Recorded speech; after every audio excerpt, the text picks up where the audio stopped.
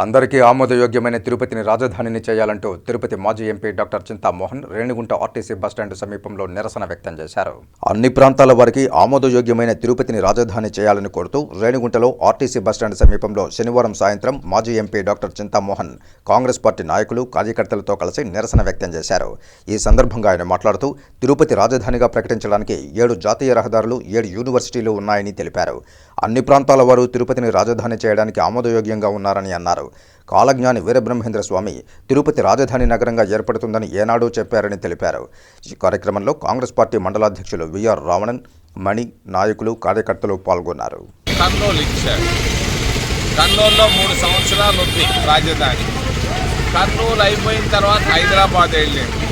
హైదరాబాద్ నుంచి తుళ్ళూరు వచ్చింది. తుళ్ళూరు నుంచి వైజాగ్ వెళ్ళింది. ఈరోజు తుళ్ళూరు లేదు, వైజాగ్ లేదు, మనకు రాజధాని లేదు.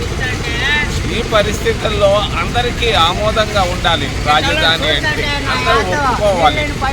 మరి ఉత్తరాంధ్ర వాళ్ళు కానీ, మరి కోనసీమ వాళ్ళు కానీ, రాయలసీమ కానీ, మరి పలనాడు వీళ్ళందరూ కలిసి ఒప్పుకోవాలి. అందరికీ ఆమోదంగా ఉండాలి. ఎవరో ఒక్కనే చంద్రబాబు నాయుడు ఎందుకో తుళ్ళూరు తీసుకెళ్ళాడు.